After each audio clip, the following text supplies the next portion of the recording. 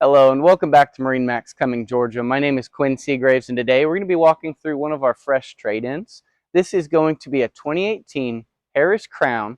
It's going to be a 27-foot boat and it is going to be the twin model. So this will have two 350 horsepower motors on it. As you walk on the boat, you'll notice that this boat is set up to entertain.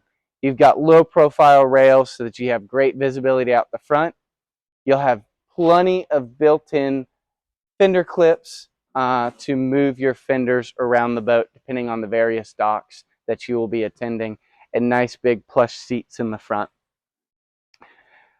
The eye-catching point of this part, besides the tower, will be this mini bar. You have a sink, two-stage countertops, and then plenty of drawer space, and then a beautiful fiberglass toe top.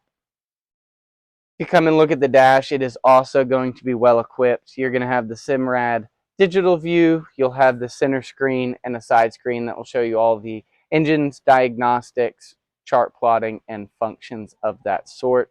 You'll also have a jack plate on this boat to allow you to get some extra speed and power out of the boat. They option this boat with the rear recliners, so you'll have nice visibility off the back of the boat, nice comfort, and all of your stereo controls are right there as well.